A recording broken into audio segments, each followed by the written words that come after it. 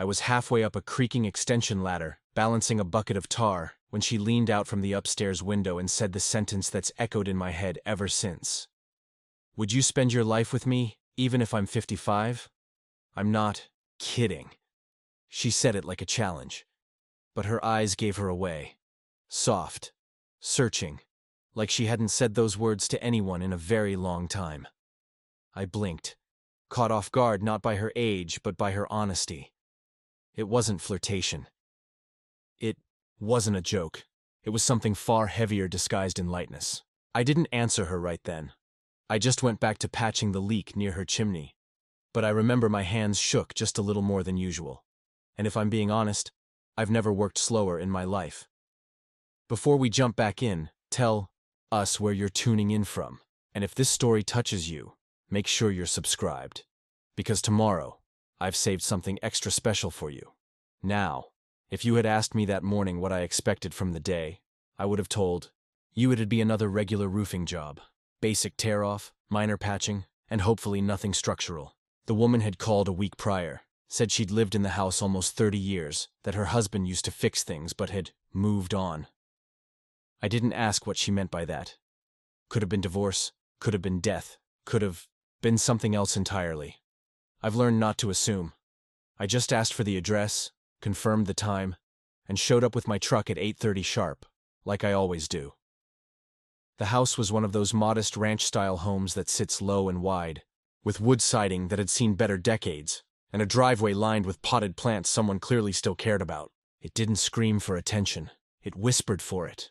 The kind of house you'd drive past 100 times and never notice, unless you knew to look for the wind chimes swaying near the porch or the tiny welcome mat that said, "Still standing," in fading script.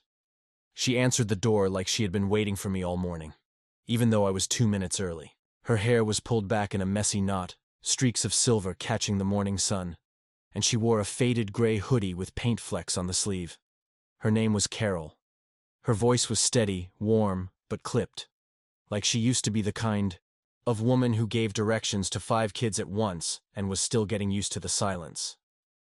She pointed me toward the ladder, mentioned the leak again, and disappeared back inside with a casual wave, as if we'd done this dance before.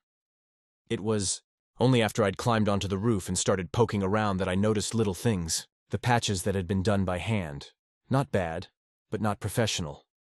The old shingles someone had clearly tried to replace one at a time.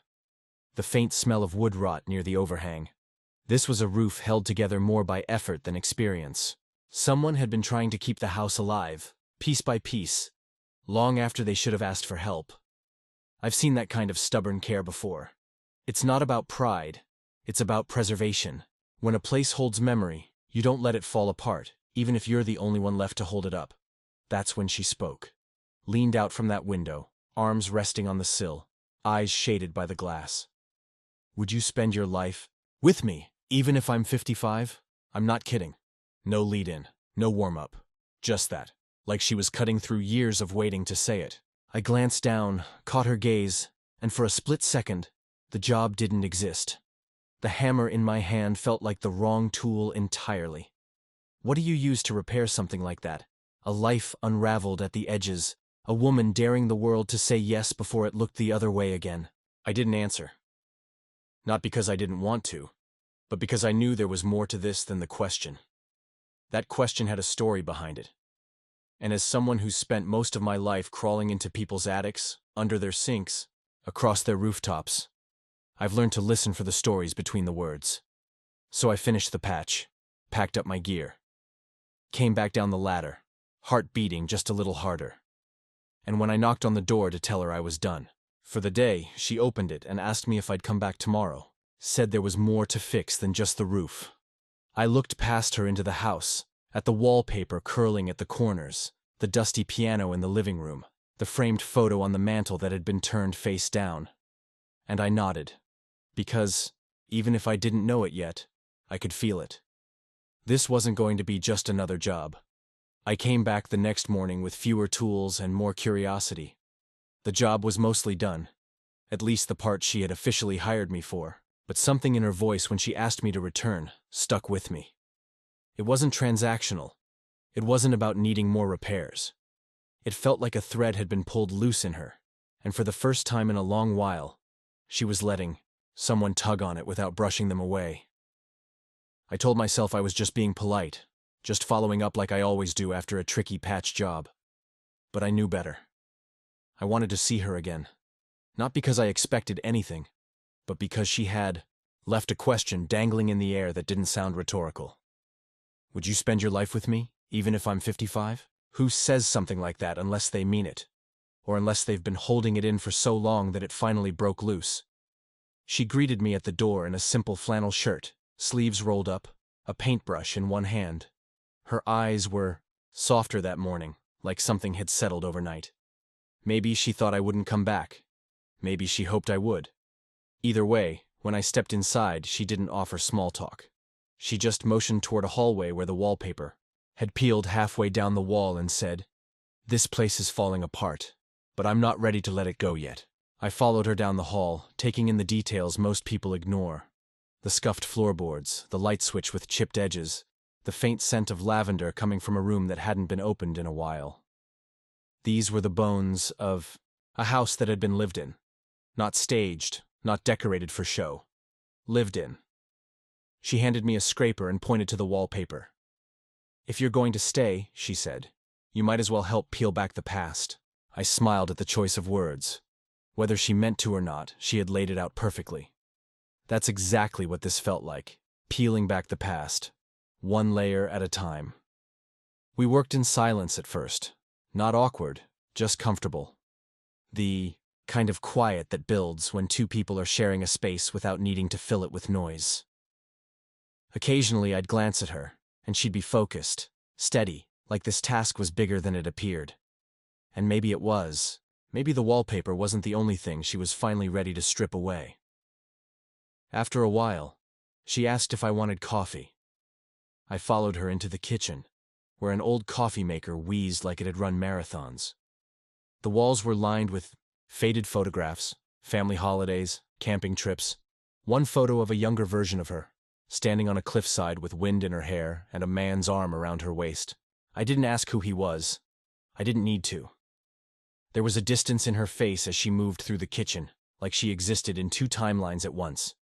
This morning and that one from decades ago. She poured the coffee, sat across from me, at a small table with chipped corners, and said, "He left before the repairs were done. Said he couldn't live in something half-finished." Her voice wasn't bitter, just resigned. I nodded, letting the silence do what it needed to. She looked out the window for a long time, then added, "I used to think I was the unfinished part." That one hit harder than I expected, because I've known that feeling, of being the thing someone walks away from because it doesn't fit neatly into their plan, of being something to endure, not invest in. We spent the rest of the morning pulling down the wallpaper. Underneath it was another layer, faded green with floral designs. She laughed when she saw it, said it was her mother's doing. We covered it up after she passed. My husband couldn't stand it. But there was something affectionate in her voice, a fondness that survived even the resentment. I could tell she was starting to remember things differently now, not with rose-colored glasses, but with a kind of clarity that only comes after years of trying not to remember at all. By the time I packed up for the day, she looked more tired than before, but lighter somehow, like she'd laid something down. We stood by the door for a moment, neither of us rushing to say goodbye. I offered to come back the next day, said the hallway could probably use a coat of primer. She nodded, eyes meeting mine with a quiet intensity. "You're not just being polite, are you?" I shook my head. She smiled, just barely, and said, "Good. I don't need polite. I need present." As I walked to my truck, the afternoon sun broke through the clouds and spilled across the roof I'd fixed. It looked solid, clean, like it had been waiting for someone to care again. Just like her. Just like this story. Unfolding one nail, one strip of paper, one hesitant sentence at a time. I came back the next day with a gallon of primer and more time than I usually gave to a job like this. Something about that house, about Carol, made me want to stay a little longer than necessary. The hallway was quiet when I stepped inside, the way old homes get when they've absorbed too much memory. She was already there, sitting cross-legged on the floor with a small stack of photo albums beside her, as if she'd been waiting for me or maybe just waiting for herself to feel brave enough to open them. When she saw me, she smiled.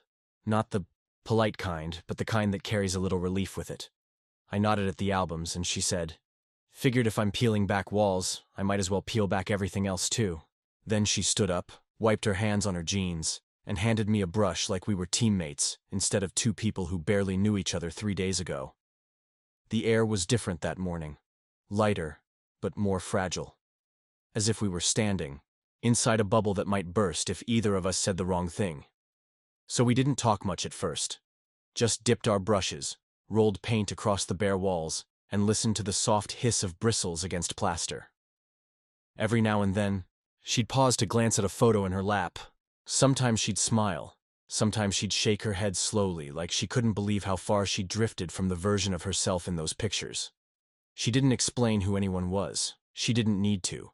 I could see it in her eyes, the way they lit up and then dimmed again. The past was right there, close enough to touch, but just far enough to make her hand hesitate. Eventually she broke the silence, her voice low like she wasn't sure it needed to carry. "There was a time when this house was full. Music, noise, people coming in and out. Now it's just me and the clock."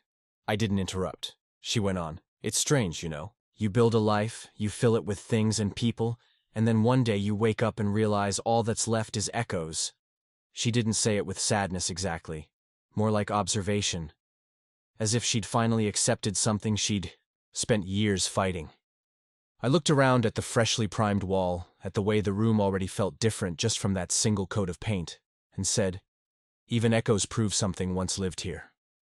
She looked at me then. Really looked, like maybe she hadn't expected someone to understand. She told me her husband left 7 years ago, not suddenly, not cleanly. It was more like a long unraveling, a thread that started fraying until the whole thing came undone.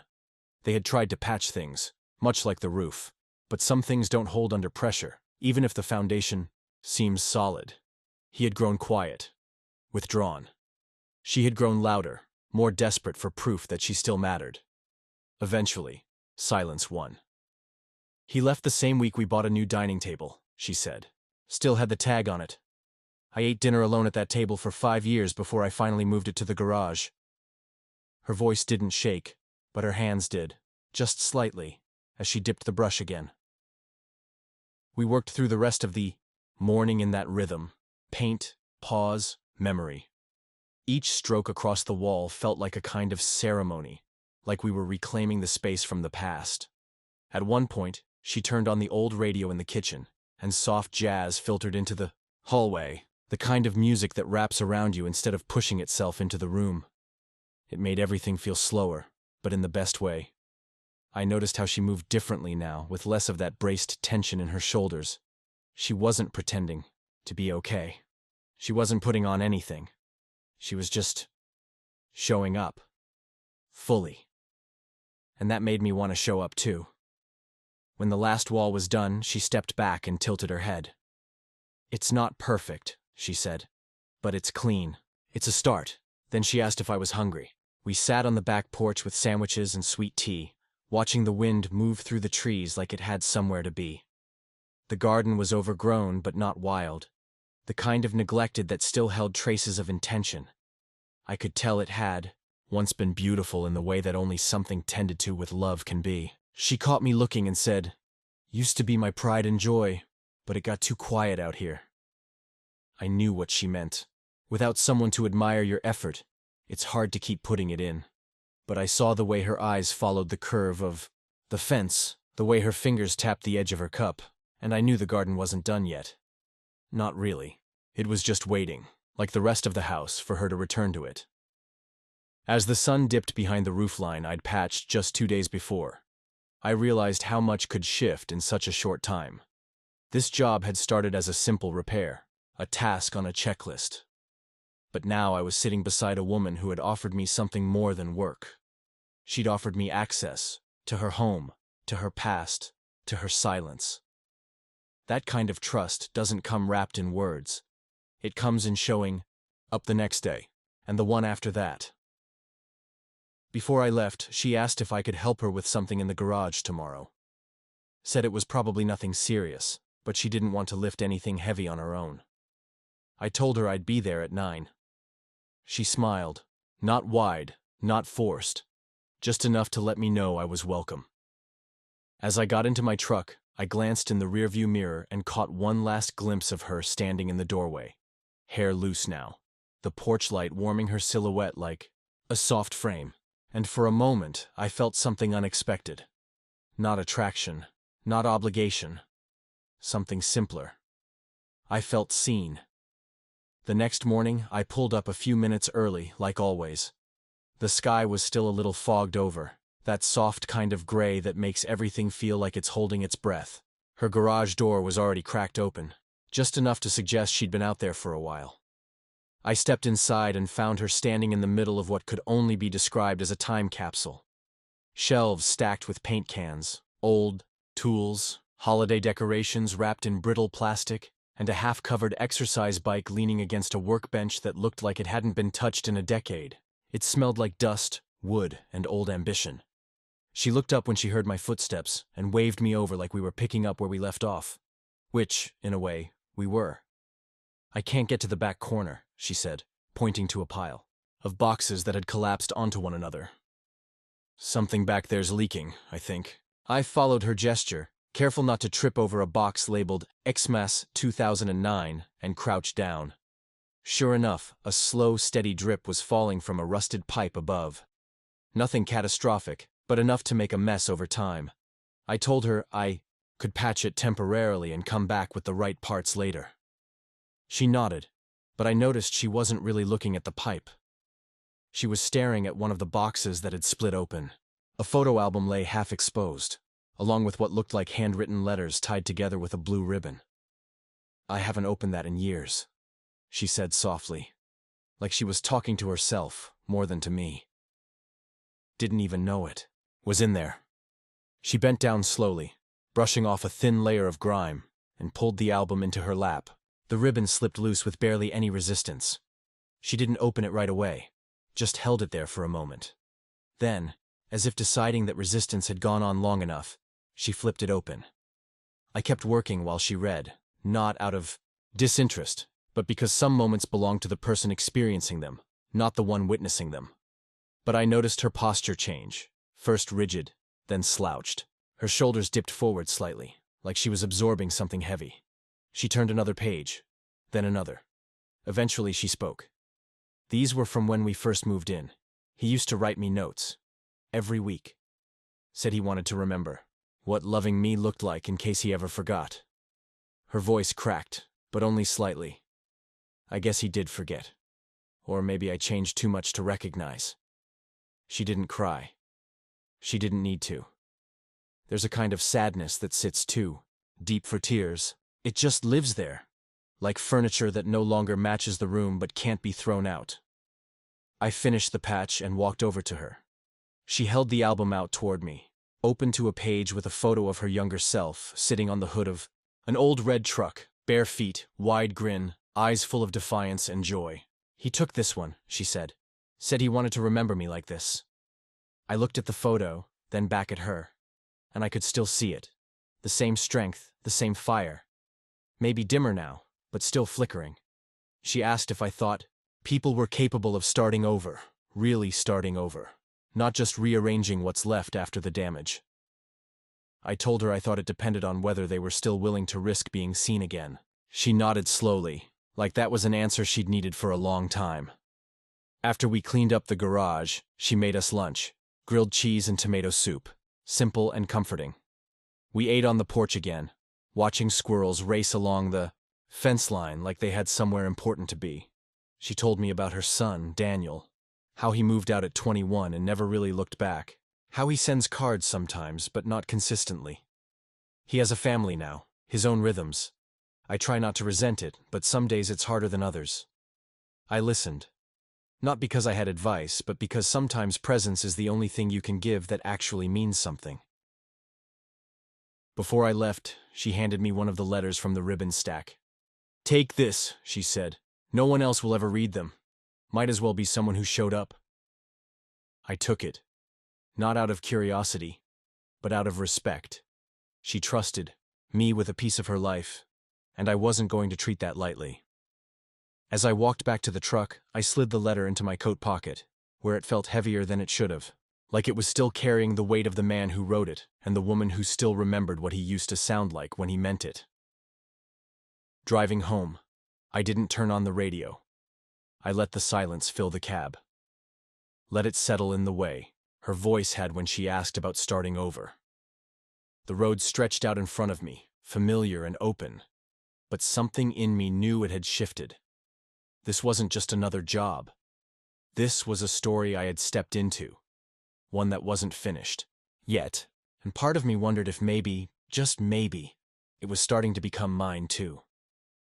The next few days passed with a kind of quiet rhythm, the kind you don't realize you've fallen into until you look back and realize how naturally it settled into your life.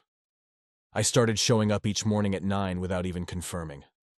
She stopped asking what needed to be fixed and instead started greeting me like I was returning home from something. I wasn't just the handyman anymore, not really. I still brought tools, still repaired the aging heartbeat of her house, but more and more it was starting to feel like we were repairing something else too, something neither of us had named yet, but both of us felt. The day after the garage, she asked if I could help her with the back fence. Some of the wood had warped from the rain and time, and it had begun to lean like it was too tired to stand straight. She said it like it wasn't urgent, like we could ignore it another year, but I could hear something else in her tone. Like the fence was the last part of the house that still needed holding up, and she didn't want to do it alone anymore. So we worked in the backyard all afternoon, pulling out splintered slats and replacing them with new ones. Her garden bed sat untouched just a few feet away, overgrown with ivy and tangled vines, like the remnants of a past she still wasn't sure how to return to. We didn't talk much while we worked, but we didn't need to. She handed me nails, I passed her the hammer, and occasionally we'd both look up at the same time and just nod, like that one look said, "I'm still here. You still matter." At one point, she knelt to pull a weed that had climbed into the fence line, and I caught a glimpse of her expression, this strange combination of concentration and nostalgia. I asked if she ever missed gardening. She paused, hand frozen mid-pull, and then said, "I miss who I was when I loved it. That version of me knew how to keep things alive." I didn't respond. There wasn't a line I could offer that would make that truth any softer. But I picked up the rake, and I started clearing the beds. She didn't stop me. She just watched, for a while, then slowly joined in, brushing dirt off the edges, pulling back dead roots, rediscovering the bones of what used to be something beautiful. It was a small thing, barely noticeable to anyone watching, but something shifted in her shoulders that day. Less weight, less bracing, like her body was remembering what it felt like to move for something other than survival. And maybe I was, too. After we finished, she brought out lemonade. Real stuff, not the powdered kind. And we sat on the back steps with our shoes off and our socks dirty. She asked me about my past for the first time. Not in a prying way, more like an invitation. So I told her bits and pieces. That I'd been married once, briefly. That it ended quietly, without fireworks or scandal. Just two people who realized, too late, they didn't know how to be known.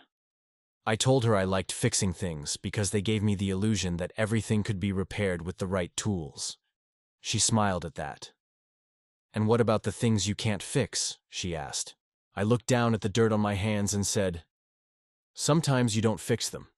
You just sit beside them until they don't hurt as much." The sun dipped behind the trees, casting long shadows across the garden. And for a while we just listened to the crickets start their evening song. It felt like a moment that didn't need anything added to it, not even a thought. Just two people sitting in the afterglow of something small but real. Eventually she stood, brushed off her jeans, and said she had something to show me. I followed her inside and up the stairs I hadn't seen until then. The second floor was smaller, almost an afterthought in the design, but cozy, lived in. At the end of the hall was a room with a door slightly ajar, and inside was a piano. Old, upright, slightly out of tune from the look of the keys, but still beautiful. She walked over, sat down, and ran her fingers across the ivory like she was reacquainting herself with an old friend. "I used to play," she said. Before everything got quiet. Haven't touched it in years. I asked if she remembered how. She shrugged. Some things live in your bones, even if your hands forget. And then, slowly, she played a few notes. Off-key, tentative, but honest. And then a few more. And suddenly the room wasn't quiet anymore. It wasn't perfect music, but it was presence. It was return. I didn't say a word. I just leaned against the doorway and let the sound wrap around me. She played for maybe 5 minutes, then stopped and turned. Thank you, she said, for giving me a reason to try again. And I realized, standing there, that this story wasn't about me helping her find herself. It was about her giving me a place where I didn't have to be anything but exactly who I was. When I left that night, the porch light flicked on before I even reached the bottom step. I looked back, and there she was, framed in the doorway again. Same silhouette, same soft light, but something different in her eyes. Something less afraid. And I thought about her question again. The one from the roof. Would you spend your life with me, even if I'm 55? I hadn't answered yet, but I was starting to understand the question wasn't really about age. It was about staying. And I had already started saying yes, one day at a time. The day after she played the piano, I stayed in bed longer than usual. Not because I was tired, but because something in me had shifted, and I was afraid to move too quickly and lose it.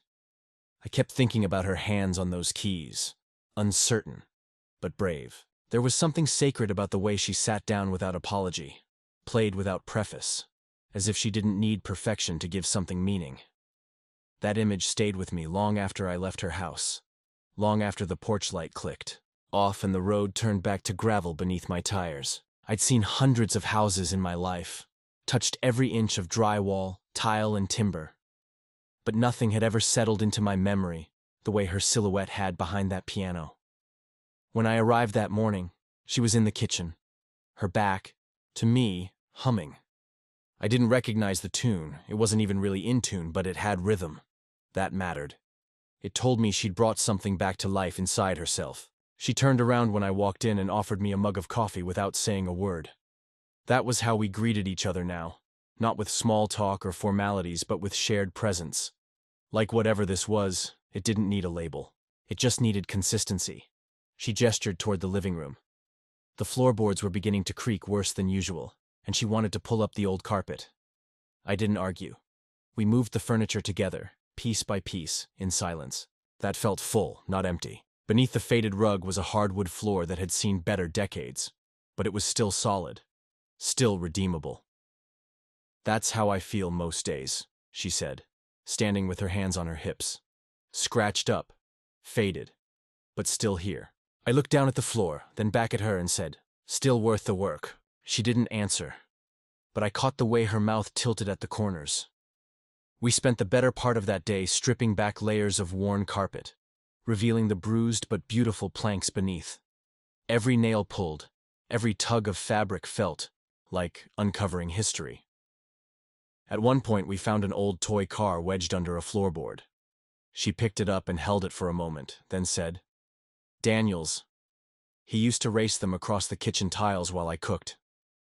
Her voice wasn't sad, it was remembering.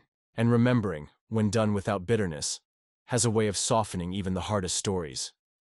We worked until our arms ached, and the rooms smelled like dust and old glue. When it was done, we sat on the steps leading into the hallway, legs stretched out, hands dirty, shirts stuck to our backs. She leaned her head against the wall and said, I keep thinking about that question I asked you. On the roof. I didn't move, just waited. I meant it, you know. I don't say things like that lightly. I looked at her, at the way her eyes held their ground, and said, I know you did. She nodded. But I wasn't asking for a promise. I think I just needed to know someone could imagine it. Me. This version of me. Not who I was, not who I should have been. Just now. That hit me harder than I expected, because I'd been asking the same thing in different ways for years. Could anyone meet me here? Not at my best, not at my most prepared, but just here. With the past still flickering behind me, the future unclear, and the present full of dents and rust and quiet. And somehow, without either of us saying it directly, I knew we were both imagining it. Slowly, carefully, not like a fantasy, but like a question that deserved an answer eventually. That evening, we sat outside again, this time with the front door open behind us and the breeze tugging gently at her hair. The sky was soft orange, the kind that only shows up in the calmest parts of the year. She asked me about my father. I told her he taught me how to fix things but not how to stay. That he left before I could figure out whether he was a good man, or just a consistent one. She nodded, then said, "Consistency counts for more than people admit." I agreed. Because I'd built a whole life around that idea. Showing up, even when I didn't know how to fix what was broken. When I got up to leave, she followed me to the truck. Usually, we said our goodbyes at the porch, but tonight she lingered. As I opened the driver's side door, she said, "You make it easier to be myself again." I turned and looked at her. Really looked. She wasn't asking anything this time. She was offering something. Vulnerability without expectation. The kind that comes from someone who has learned to live without answers, but still chooses to speak anyway. I didn't say anything. I just reached out and gently squeezed her hand. It wasn't romantic, it wasn't planned, but it was real. And in that moment, that was enough. On the drive home, the streetlights blurred past like quiet witnesses, and I realized I hadn't thought about work orders or invoices all day. I hadn't checked my phone, hadn't thought once about the list of clients waiting for my callback. I had been present, fully, completely. And for someone like me, that was rare. When I pulled into my driveway, I sat in the truck a while longer. The letter she gave me still rested in the glove compartment. I hadn't opened it yet, not because I didn't want to, but because I wanted to wait until the moment felt right, until I had enough stillness inside me to really read it. I knew it would be more than just words. It would be a window into her before I knew her. And if this thing between us was growing roots, I owed it to her to understand the soil she came from. I shut off the engine, stepped out into the cool night air, and let it hit me. This wasn't just a story I was walking into.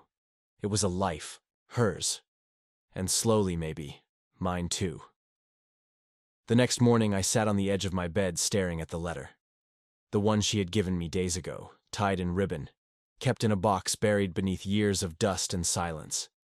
It was only a single page, but it had a presence to it. I could feel that just holding it.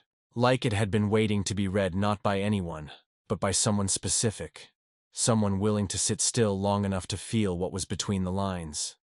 I unfolded it slowly, as if opening it too fast might break whatever spell was holding it together.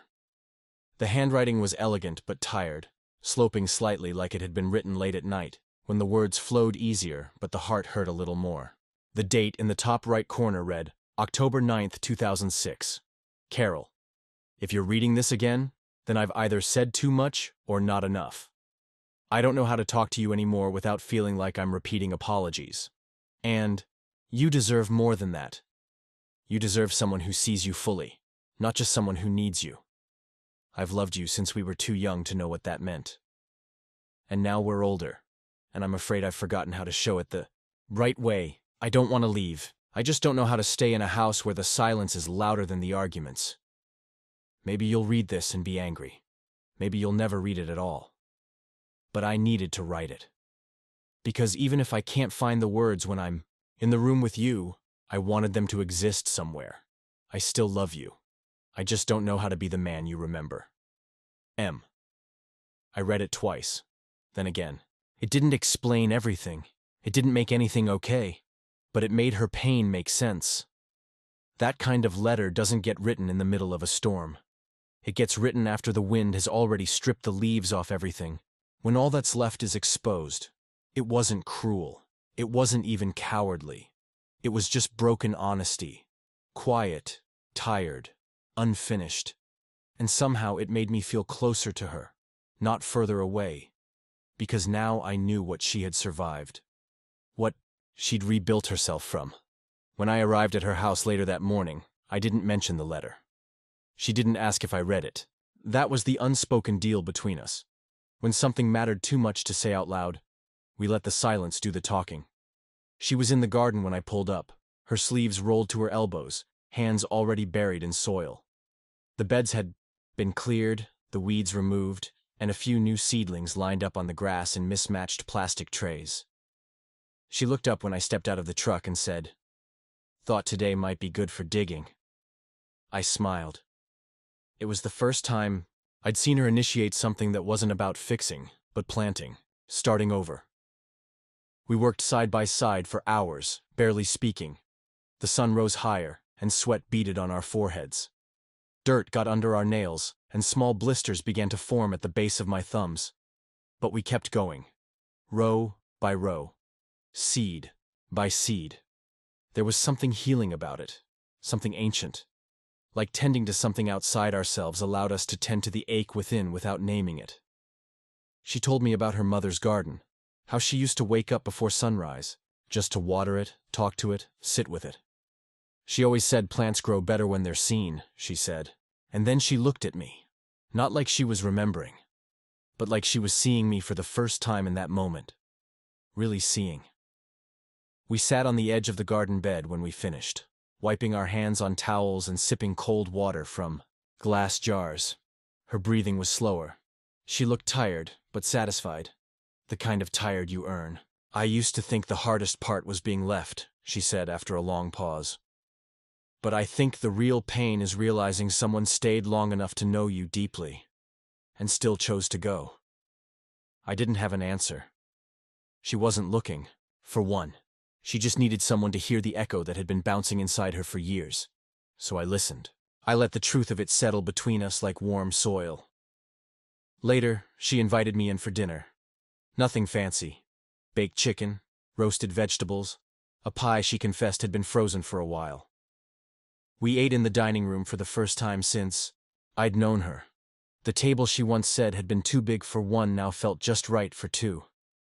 Between bites, she told me about the years after her husband left, the days she didn't get out of bed, the meals skipped, the neighbors she stopped waving to, how she thought for a while that she'd shrunk so far into herself that no one would ever find her again, and how, somehow, I had, not by trying, just by showing up. That night, as I walked out to the truck, she followed me again. But this time she didn't stop at the edge of the porch.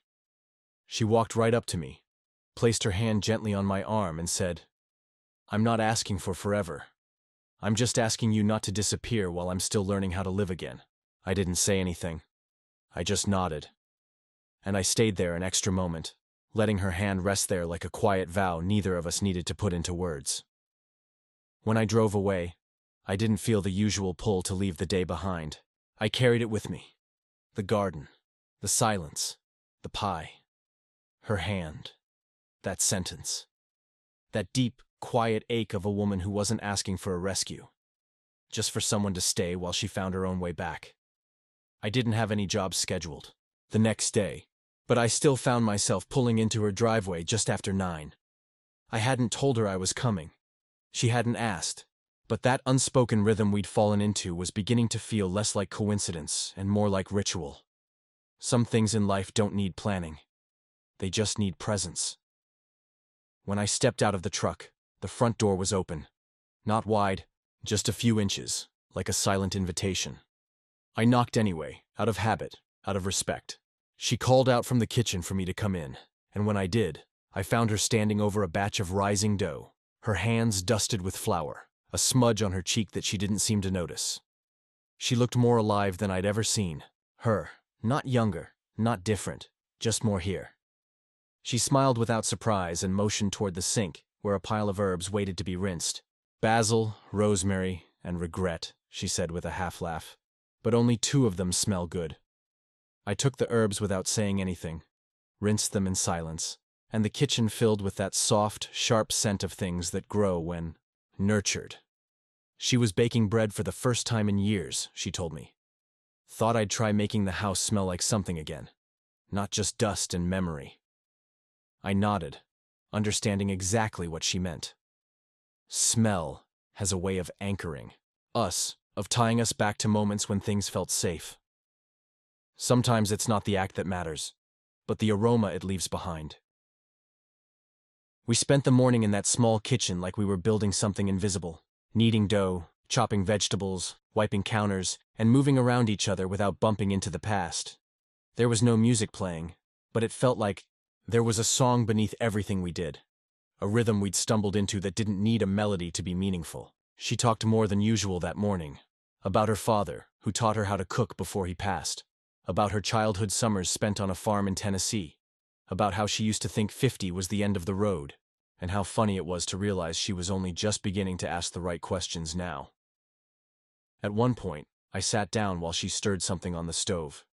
She looked over and said, "Do you know what it's like to feel like you're too late for your own life?" I didn't answer right away. I didn't need to. She kept going. For so long, I thought everything meaningful had already happened, that I was just playing out the rest of the game, hoping not to lose too badly. But lately it's like I've remembered I still get to choose. I still get to say yes to something. Her voice wasn't emotional. It was steady, like a woman who'd cried all her tears and now just wanted to speak plainly. The bread came out of the oven mid-afternoon. The scent was overwhelming in the best way, warm, rich, nostalgic. We sat at the table and broke the loaf with our hands, eating it slowly with soft butter and peppered olive oil she'd kept in a bottle that looked older than me. It was the kind of lunch you don't forget, not because of the food, but because of the company, because of the simplicity. Every bite felt like an offering. Every glance across the table felt like a question being asked without fear. After lunch, we moved to the living room. The sunlight was coming in through the sheer curtains, casting golden patterns across the floor, like the house itself was finally exhaling. She pulled out a box of records, dusted the sleeves, and asked if I wanted to listen to something old. We took turns picking albums, her choosing jazz from her 20s, me pulling blues my father used to play on Saturday mornings.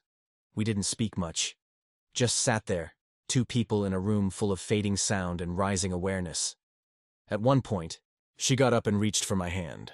No hesitation, no performance. Just her hand in mine, warm and dry, and the softest, "Would you dance with me?" There was no rhythm playing that fit dancing, not really. But it didn't matter.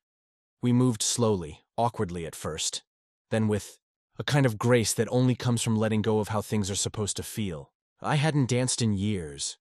I didn't know where to put my hands or how close to stand. But her hand on my chest, just above my heart, told me everything I needed to know. We only danced for a minute, maybe two. Then she stepped back, smiled, a little shyly, and sat down again like nothing had happened. But it had. Something shifted in the room that didn't shift back. A line had been crossed, not out of recklessness, but out of trust. Not rushed, not forced. Just crossed in the quietest, most respectful way. I helped her clean up later, neither of us mentioning the dance. She thanked me for coming. But this time the words had weight, like they weren't about today but about the last 2 weeks. About everything I'd quietly helped her carry. As I stood in the doorway, about to leave, she said, "I used to think I had nothing left to offer. No youth, no surprises, just a worn house and a tired heart." She paused, eyes locked on mine. But now I'm starting to think maybe I was just saving the best parts for the right moment. I didn't respond. I couldn't. Not because I didn't want to, but because I knew words wouldn't hold up under the pressure of what I was feeling. I nodded, touched her hand gently, and stepped outside. The wind had picked up, brushing across the front yard like it was clearing a path forward. I walked to the truck, sat inside with my hands still tingling from hers, and stared at the dashboard like it held answers. Then I started the engine, looked once more at the house behind me, and drove off slowly, knowing that nothing about what we were building could be rushed. Because some stories, especially the ones that mean something, need space to bloom. And I could feel it now. This wasn't a story about helping someone rebuild their home. This was a story about helping each other rebuild a life. The weather turned colder the next day. Not dramatically, just enough for the wind to bite a little when I stepped outside, enough for the sky to stay the same shade of gray from morning till night. I almost didn't go to her house that day. Not because I didn't want to, but because something in me was beginning to tremble. Not with fear, but with significance. It's a strange thing when someone starts to matter.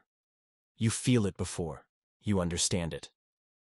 In how you double-check your shirt in the mirror. In how you remember the way their voice curved on a certain word. In how you look at your hands and wonder when they last felt like they belonged somewhere. That morning my hands were restless. Not because I needed to fix something, but because I needed to be near her. And that realization made me sit down at the edge of my bed for a while, just breathing. By the time I arrived, she was already outside, bundled in a coat too big for her, tugging leaves off a bush with bare hands and muttering about how nature always chooses chaos. I watched her for a moment before I stepped out of the truck.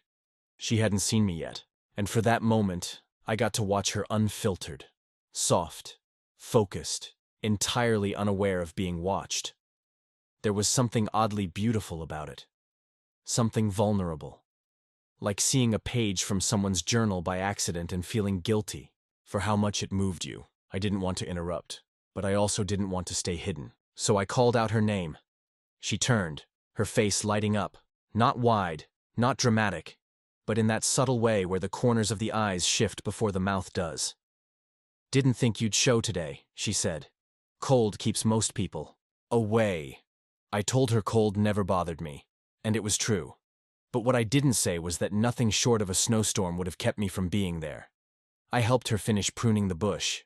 We worked slowly, our fingers brushing once, or twice, neither of us reacting aloud but both of us noticing. Afterward, she invited me inside for tea. Not coffee this time, but a dark, spiced blend. She said she only drank on days that felt like memory. We sat in the living room, the same one where we danced, with the music off this time and the fireplace on. The silence between us had grown deeper but more comfortable, like a shared blanket. There were things still unsaid, a lot of them, but they hung in the air like ornaments we hadn't decided to take down yet. She sipped her tea slowly and stared into the fire for a long time before she finally spoke. "Do you ever wonder if maybe we're not meant to be fixed?" Her voice was quiet, almost hesitant. "What if we're not broken the way we think? We are? What if we're just bruised in places no one's been gentle with for too long?" That sat with me. I rolled it over in my mind, letting the heat of the tea melt it into my chest. I told her I thought people didn't need fixing so much as they needed witnessing. She looked over at me and nodded, as if she'd already believed that, but needed to hear someone else say it. "I don't want someone to fix me," she said. "I just want someone who doesn't leave the room when I'm not at my best." That was it. That was the real truth, underneath everything. The reason she said what she said on that roof. The reason she kept inviting me back without ever asking directly. It wasn't about love or romance or even companionship. It was about presence, about having someone who didn't disappear when the layers started to peel back. She reached into the side table drawer and pulled out an old photograph. It was her and a friend, maybe in their early 30s, both of them laughing so hard their faces were blurry. "We took this the day I turned 35. I remember thinking I was so old," she laughed, a single soft exhale. "Now I'd give anything to go back and tell her how young she still was. How much time she had. How little she had to prove." She stared at the picture for a long time before setting it gently on the table. Then she looked at me. And for the first time in this entire stretch of strange, quiet days, she asked a question I wasn't prepared for. "What do you want from me?" It wasn't accusing. It wasn't even nervous. It was honest, completely bare. And it knocked the air out of my lungs for a moment because I realized I hadn't let myself think about it clearly until right then. I wanted her attention, her laughter, her stories told in half whispers while we dug into flower beds or sat shoulder to shoulder on her creaky porch steps. I wanted her hand reaching for mine again during a song we didn't know the words to. I wanted to be invited into the rooms she'd kept closed for years, not out of duty, but because she wanted me there. But most of all, I wanted to stay. I didn't tell her all of that.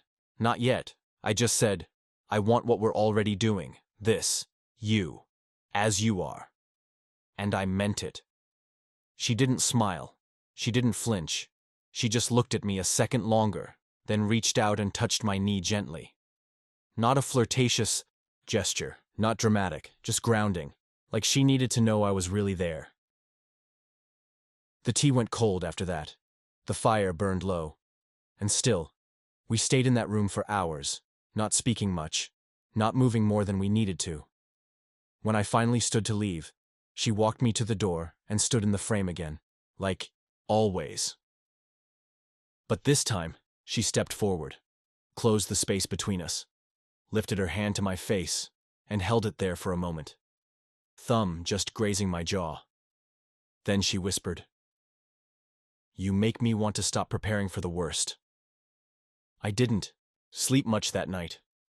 Not because something was wrong, but because something was finally starting to feel right. Like maybe all the years of moving, fixing, rebuilding had brought me here.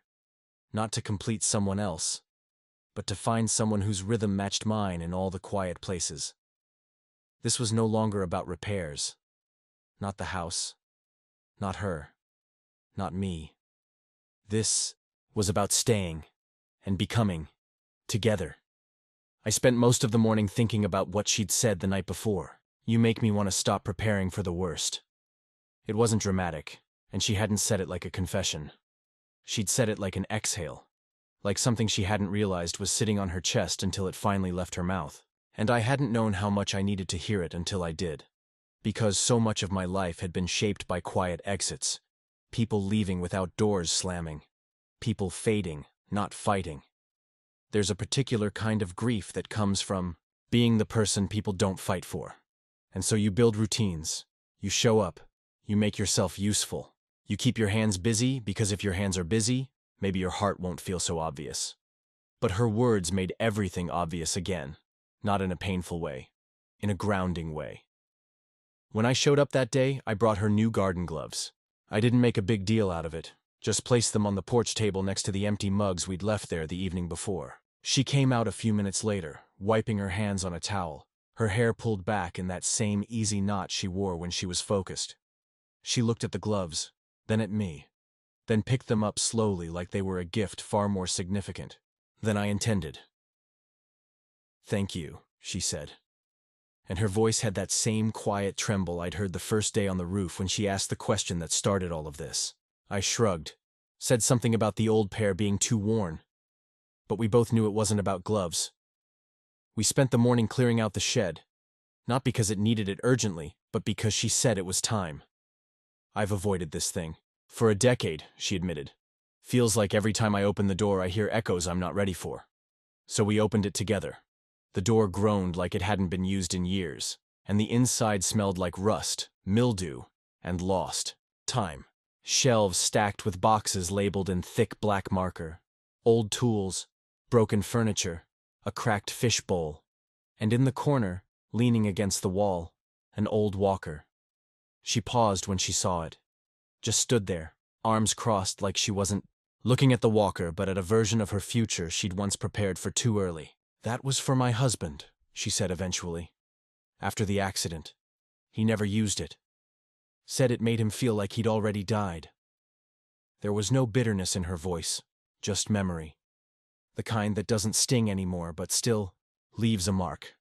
She picked up a small box labeled Winter and handed it to me.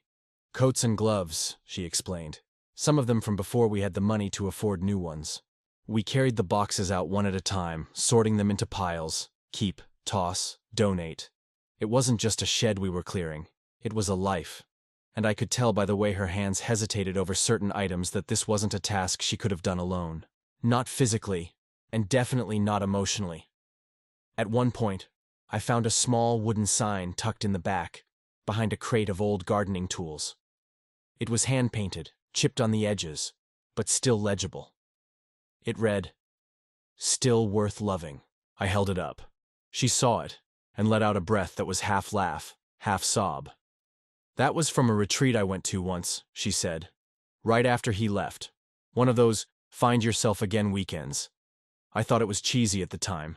She took it from me, ran her fingers over the faded letters, and said, "Now I think it might be the truest thing I've ever owned." She didn't put it in the donation pile. She carried it inside and leaned it on the windowsill above the sink. We spent the rest of the afternoon organizing, talking when it made sense, working in silence when it didn't. She told me about her first job, a diner waitress who used to write poetry on napkins between orders. How she thought she'd be a writer once, before marriage and motherhood and the 1,000 small detours life insists on. I don't think I ever stopped wanting to be that girl, she said. I just stopped believing I had the right to still try. Later, after we finished and washed up, we sat on the porch again. The sky was layered in soft blues and pinks, the kind of dusk that doesn't ask for attention but takes your breath anyway. She leaned back in her chair, her legs tucked under her like a teenager, and said, "Do you think people ever really start over? Or do we just get better at hiding the broken parts?" I told her I didn't think starting over meant erasing the past. I thought it meant learning how to live with it differently, giving it a new room in the house, one that doesn't lock from the inside. She nodded, eyes on the horizon. "You're good at this," she said after a while. "Not just fixing things, sitting, hearing. You make it easier to not feel like I have to perform my pain." That sentence stuck with me for the rest of the night, because I'd never heard it put like that. But I knew exactly what she meant. Most people, when they hurt, feel the need to tidy it up for company, to put a bow on it, to make it sound palatable. But with her, and somehow with me, we were both just letting it sit in the room, unfolded, unpolished, still worth loving. Before I left, she walked me to the door again. She didn't say anything this time, just reached out, pulled me gently by the sleeve, and rested her forehead against my chest. No movement, no expectation, just presence. We stood there like that for maybe a minute. Then she stepped back, whispered, "Thank you for not rushing this," and closed the door softly behind her. I sat in the truck long after the engine started, watching the light flicker behind the curtains, watching the wind nudge the sign on, the windowsill ever so slightly, "Still worth loving." It didn't feel like a message anymore. It felt like a promise. The next few days passed differently, not slower or faster, just different, like something in the air had shifted between us after that moment at the door. The kind of shift you don't point at directly, but you both feel it. It's in the way your steps sound a little louder walking up the front porch, in the way your breath catches just slightly before you knock. It's in the subtle tension that creeps in. Not the kind that pulls you apart, but the kind that demands presence. It was clear we had crossed some invisible line. Not a romantic one, not yet, but emotional, intimate, honest. That kind of closeness that makes even the silence feel sacred. She opened the door before I even knocked this time, like she'd been waiting. Like she knew I'd come without needing to hear the engine outside. Her hair was still damp, pulled back into a loose braid, and she wore an old sweatshirt that hung off her shoulder just enough to remind me that comfort was a kind of confidence. She smiled, soft and steady, and motioned for me to come in. No words. Just the familiarity of two people who had long since run out of reasons to pretend. She had already made coffee. There were 2 mugs on the table, hers already half finished, mine still steaming. I sat down without asking if it was for me. She didn't correct me, which meant it was. We sipped in silence for a few minutes while the room woke up with us. Wood creaking, kettle still humming, the distant sound of birds stitching morning into the edges of the walls. I asked if she had anything she wanted help with that day, and she said, "Only if you count peeling back another layer of me." Then she laughed, but it was the kind of laugh that came after a confession, not a punchline. She had found a box of letters the night before, she said. Ones she wrote to herself over the years. Birthday reflections, New Year's intentions, little notes folded into journals she hadn't opened in a decade. She called them conversations with the version of me I kept misplacing. She said some of them were embarrassing, some of them heartbreaking, but most were just unfinished, like she'd always intended to write back, but never quite figured out how. She brought the box into the living room, placed it between us, and asked if I'd read one. "Pick any one," she said, "and read it out loud. I want to hear what I sound like to someone else." I hesitated. Not because I didn't want to, but because there's something sacred about reading someone else's pain. It feels like walking barefoot through a place where the floor isn't stable yet. But she handed me the envelope and nodded like it was okay. So I opened it. The letter was dated 5 years ago. It was written on yellowed paper with a smudge near the corner, probably from where her hand had rested too long. The words were raw, unedited, and stunning in their simplicity. I want to believe I still matter. Not for what I can do or give or pretend to be, but just for existing. Just for waking up and making the coffee and sitting on the porch, watching the wind do what it does. I want to believe that's enough. For someone. For me. I didn't look up while I read. I couldn't. My voice didn't shake, but something in my chest did. When I finished, I folded the letter carefully, handed it back, and said nothing. She placed it gently back in the box, like it was a piece of herself she'd finally heard with new ears. Funny, she said. It sounded braver out loud than it did in my head. Then she looked at me with this expression. Part gratitude, part uncertainty. Like she wasn't sure what came next. Like maybe she just said too much. I stood up and walked to the window, needing to move. The sun was climbing higher, pouring into the room with a kind of golden insistence. I turned and said, "You know, people spend their whole lives trying to find someone who can just sit in the truth with them. Not fix it, not run from it. Just stay in it." She nodded slowly. "That's what I've been learning to do for myself. But it feels different now. Feels like I don't have to do it alone." That afternoon, we drove to a thrift store outside of town. She said she needed new curtains. I offered to hang them. We picked through bolts of faded fabric and stacks of half-folded linens while she told me stories about how she used to love sewing, that she'd once dreamed of making her own clothes, that the dream faded somewhere between work and marriage and motherhood, and the exhaustion of trying to matter in a world that rarely said thank you. I told her it wasn't too late. She said, "I know," but her eyes weren't sure yet.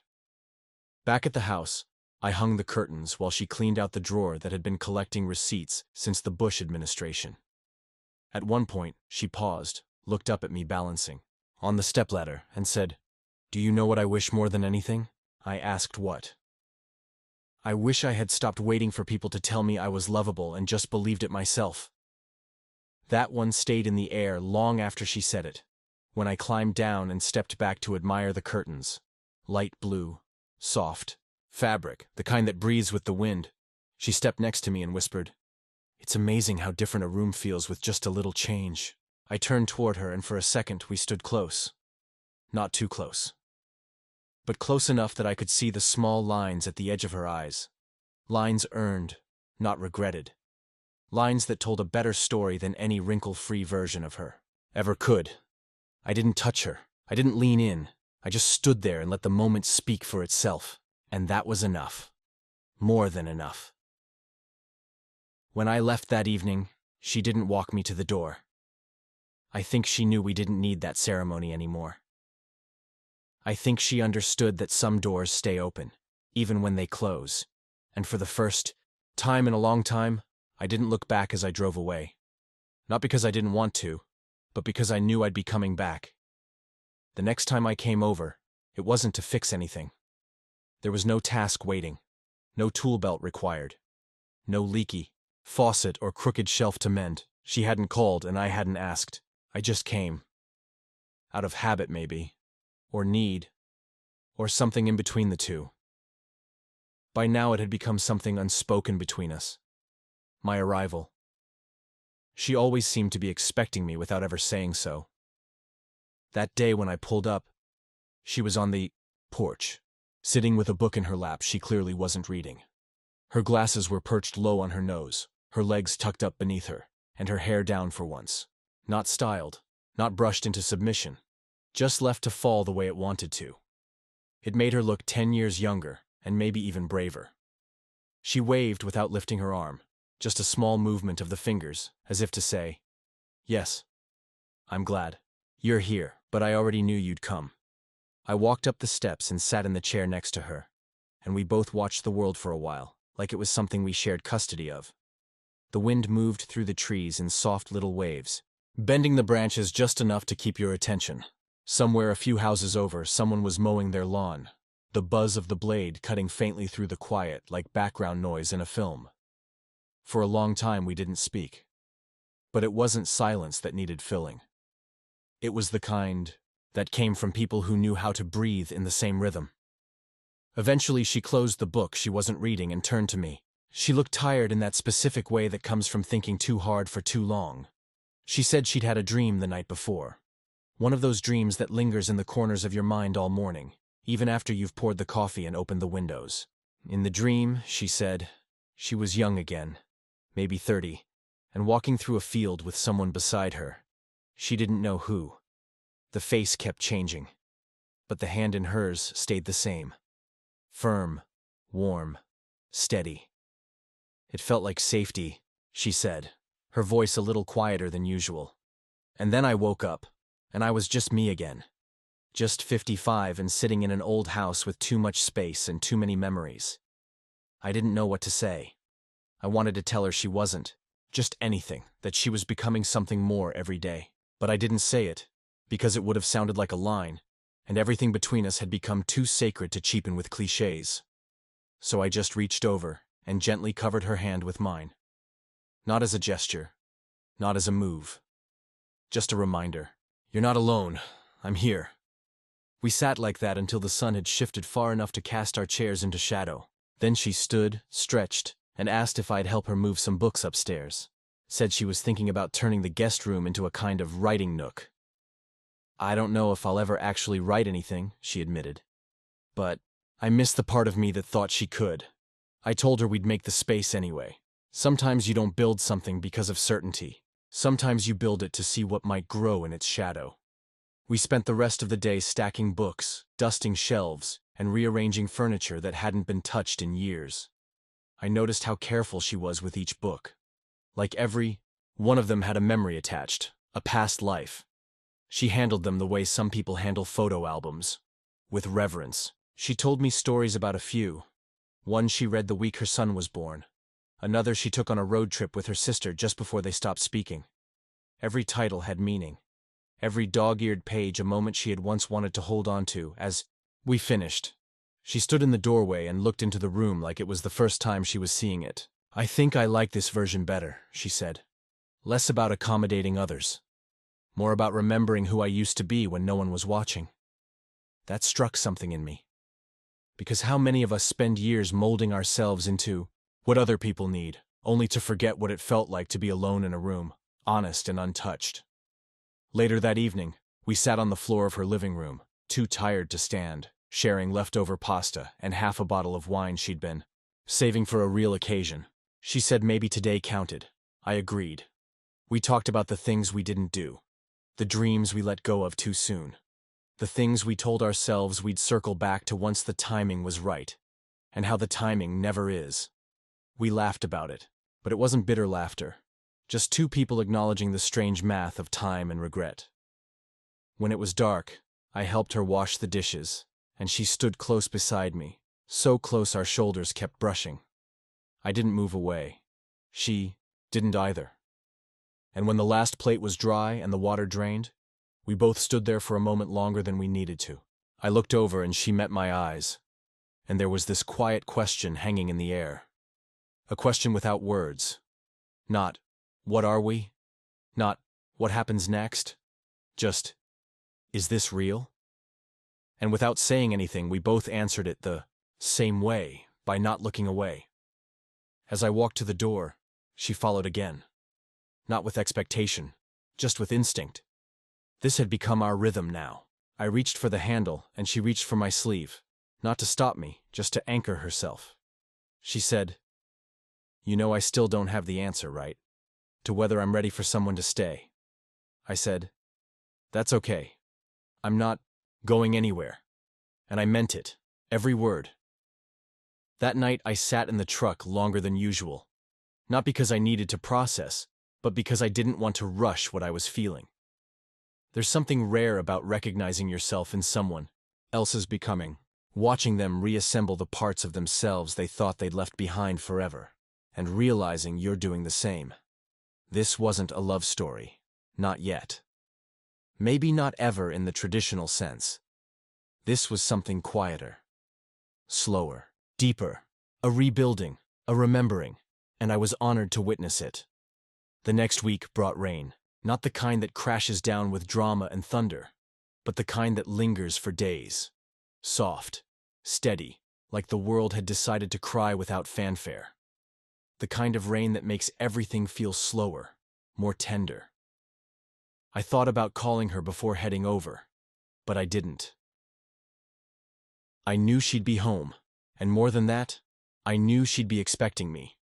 Not because we had anything to fix or clean or rearrange, but because we had started something, and neither of us wanted to lose the rhythm of it. By now, my truck pulling into the driveway felt less like arriving and more like returning.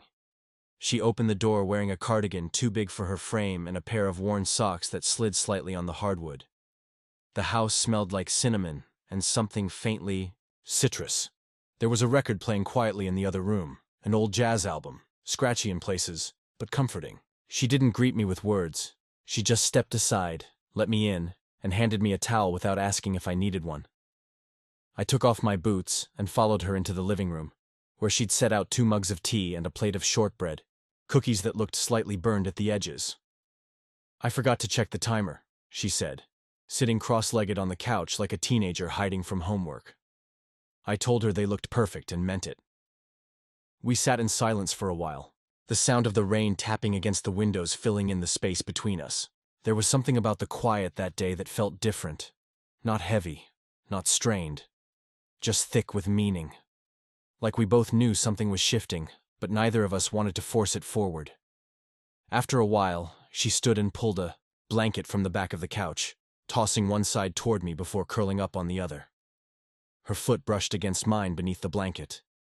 It stayed there. She asked me if I remembered what it felt like to be 19. Not the details, but the feeling, the fire, the blind belief that the world might actually shape itself to fit your hopes. I told her I remembered the edges of that feeling, like trying to recall a dream that slips away when the alarm rings. She nodded. I think I missed the certainty of youth more than anything else. Not because it was right, but because it was loud. You don't realize how quiet your heart gets over time until someone shows up and listens closely enough to hear it again. That stayed with me for the rest of the day, because that's exactly what it had become between us. Listening. Not in the way people pretend to while waiting for their turn to speak, but truly listening, noticing, witnessing. The kind of listening that rebuilds someone from the inside. And I realized I had been changing too, slowly, piece by piece. Had started making fewer excuses to leave. I'd been letting my phone go unanswered more often. I found myself driving slower, noticing trees I'd passed 100 times without looking. It wasn't just her that was becoming. I was too. In the stillness of her presence, I had been peeling back the layers of myself I'd long forgotten were there. Later in the afternoon, the power flickered out for a moment. Just long enough for the record player to stop and the lights to hum. Into silence. She looked up, surprised, then shrugged. "Looks like the storm wants us to be fully present." I laughed, and it felt like warmth in my chest. Not a fire, not a spark, just warmth. She lit 2 candles from a drawer in the kitchen, short ones in glass jars, and placed them on the coffee table like it was the most natural thing in the world. In the glow, her features looked softer. Not younger, just more at ease. Like the house itself had exhaled. We spent the next hour talking about nothing and everything, about the way grief isn't linear, about how memory plays tricks on you, not by lying, but by returning at inconvenient times. She told me about a neighbor who used to bring her flowers after her husband left. Not because he wanted anything, just because he said he hated seeing empty vases. "I think about him sometimes," she said. "Not the man, but the gesture. The thought that someone noticed enough to want to fill the silence with beauty." I told her I thought about her often when I wasn't there, not in a distracted way, in a deliberate one. Like a prayer you don't recite but just carry in your chest. She didn't respond, but she looked at me in a way that felt louder than words. And for a long time, we didn't speak. We just sat there, 2 people tucked under a shared blanket, listening to the storm, not trying to name whatever was growing between us, just letting it live. Eventually, the power came back on with a soft hum. The record spun up again. The lights returned. But we stayed as we were, as if the world had re-entered without asking us to. She turned toward me and said, "I used to believe that anything too quiet wasn't real. That if it didn't burn, it wouldn't last. But this—" She paused and looked down at our hands, not touching but close. "This feels like something I don't have to protect myself from." That night, as I got up to leave, she didn't follow me to the door. She just whispered from the couch, "Lock it behind you." And I did. Gently. Without needing her to stand and see me off. Because the leaving didn't feel like leaving anymore. It felt like pressing pause. Like taking a breath between sentences in the same paragraph. And as I stepped out into the rain again, the cold didn't feel biting. It felt like permission. Like cleansing. Like the world had just been washed of every story I'd told myself about what love was supposed to look like. Because now, I was learning that sometimes, love isn't loud or urgent or dressed up in big declarations. Sometimes, love is slow tea and shared blankets and burned cookies, and the sound of rain on a roof someone finally let you under. The next time I came by, something in her energy felt different. Not withdrawn exactly, but quieter. She greeted me the same way, door already open, warm drink in hand. But her smile didn't quite reach the corners of her eyes like it usually did. I didn't ask right away. Sometimes you have to let a person offer the thing they're carrying instead of reaching in to take it from them. We sat in the kitchen for a while. The light was softer that morning, filtered through overcast skies, that made the house feel like it had pulled a blanket over its own shoulders. I watched her stir her tea with slow, absent-minded circles. That was the first sign. Her silence wasn't restful today. It was heavy. Eventually she said his name. First name only. Just once. And when she did, I understood. Her ex-husband had called. For the first time in over 2 years. No warning, no apology. Just a voicemail saying he'd be in town and wanted to stop by. Just to talk, she said, mimicking the voice she knew too well. Just to catch up. But her voice cracked on that second word. Because there are people you don't catch up with. There are people who don't get to pick their timing anymore, especially not after disappearing. I sat there, listening, trying not to let my chest tighten too visibly. I didn't ask what he wanted. I already knew it didn't matter. What mattered was how he made her feel, even now. How his voice alone had been enough to shake the fragile scaffolding she'd spent the past months rebuilding. I thought I was done with that chapter, she said, eyes still fixed on her tea. But I guess some stories don't know how to end clean. I reached across the table and placed my hand over hers, not gripping, not guiding, just grounding. She didn't move it. That was something. She told me she wasn't sure what she was going to do, whether she should let him come or shut the door for good. There's a part of me that still wants answers, she admitted, but I don't know if they'd make any difference now. I told her what I believed, that closure was often just another word for permission. Permission to walk away, to let go, to stop needing what you never got. And maybe, I said, maybe she didn't need closure. Maybe she just needed to be reminded that she wasn't the same woman he left. She looked up then, and there it was again, the version of her that had been growing quietly under all the repairs. The version that had danced in the living room, planted in the garden, sat with me through storms and silence. The version that had laughed without apologizing for the sound. I told her she had the right to protect what she'd built since he left, that she didn't owe him access to the new ground she'd fought to find. That afternoon, she asked me to help her clean out the bedroom closet. Not because it needed it, but because, in her words, I want to see how much space I've taken back from him. The closet was deeper than I expected, filled with boxes she hadn't touched since he walked out. Suits he left behind, books he never finished, a shoebox of old photos she hadn't been ready to throw out. We went through them slowly, carefully. She made 3 piles: keep, donate, and burn. That last one surprised me, but she said it without anger. Not everything deserves a second life, she explained. She let me toss the first match into the small fire pit in the backyard. A letter he'd written her during their first year of marriage. Beautiful, poetic, and completely irrelevant to the woman she'd become. She watched it curl into ash without flinching. "I used to think letting go meant forgetting," she said. "But now I think it just means making room." We sat outside for over an hour, feeding small pieces of paper into the flames, watching the smoke twist upward like it had somewhere better to be. Later that evening, we returned to the porch.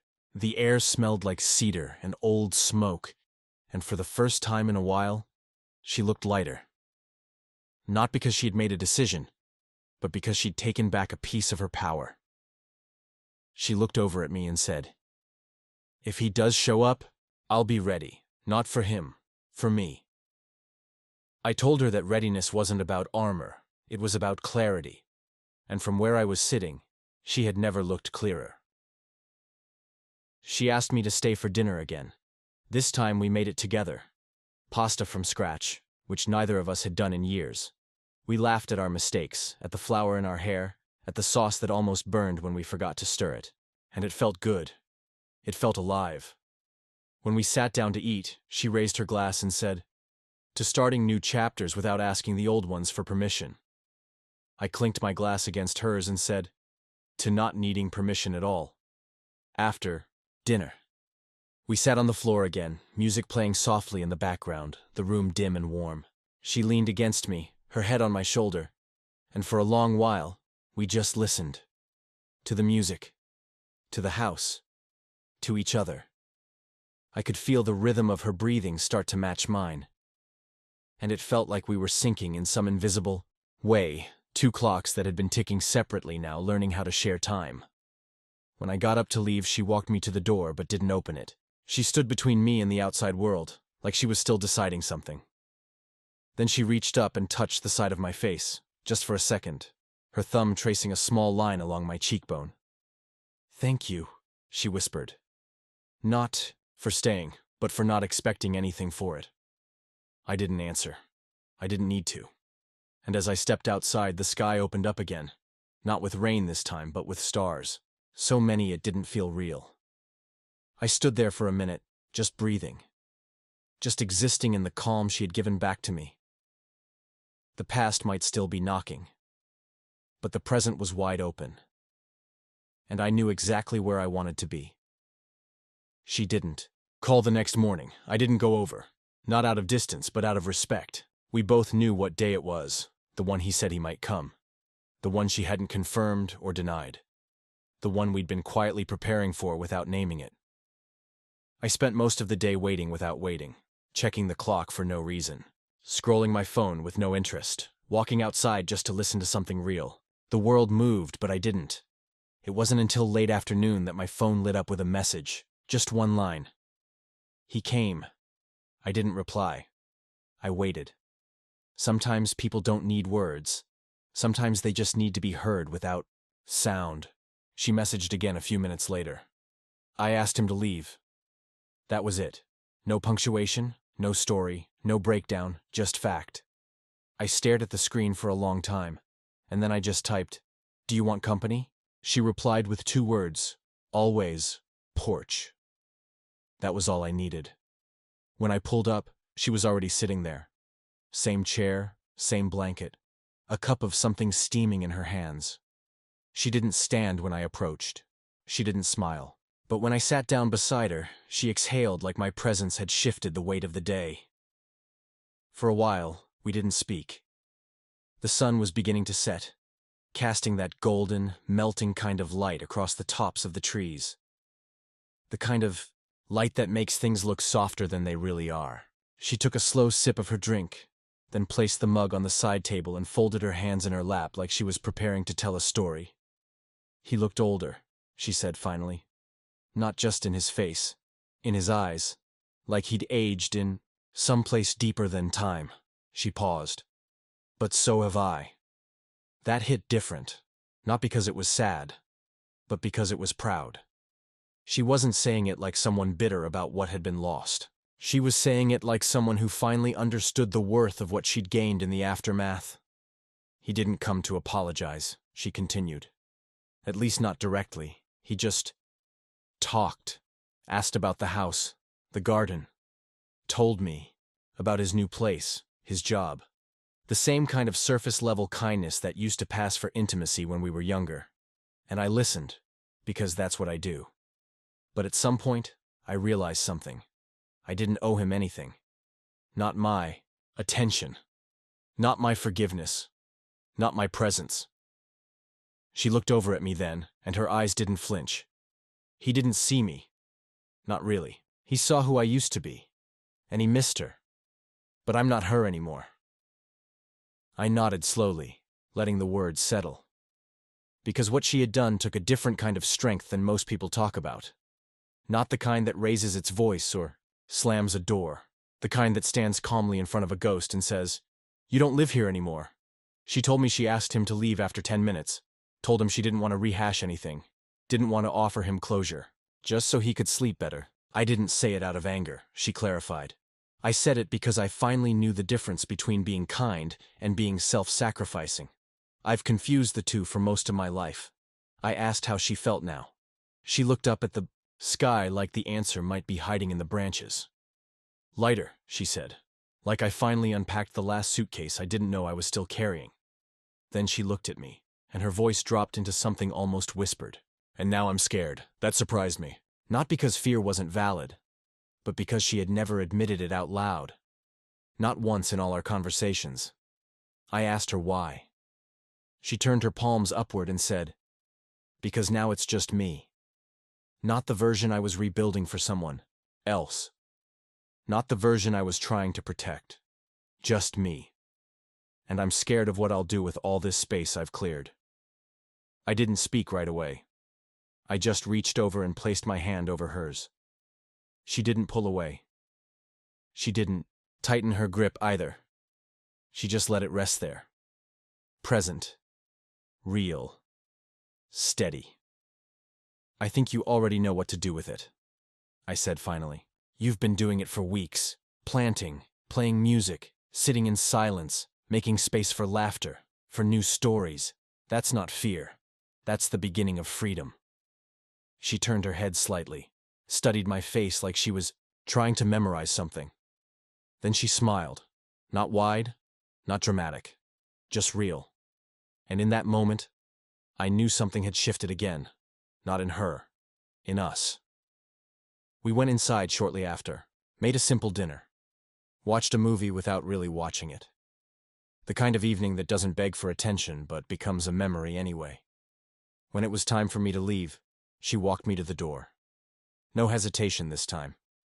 She reached up and hugged me. Not a quick gesture, not a polite formality. A real one.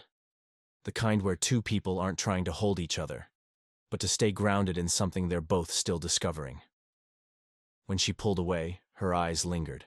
On mine for a second longer than usual. Then she said, "Thank you for giving me the space to find myself, and for not rushing me into being found." I didn't answer with words. I just touched her cheek gently and nodded. She stepped back. I stepped outside. The air had that late spring chill again. That reminder that even when warmth arrives, the cold never fully leaves. But it didn't bother me. The chill felt honest. And when I got into my truck, I didn't turn the engine on right away. I sat there and looked at the house. Not the structure, not the paint or the porch or the windows, but the feeling of it, the soul of it. She had become that house in my mind, not because she needed fixing, but because she had shown me what it looked like when someone slowly, bravely, and without apology began to renovate their own heart.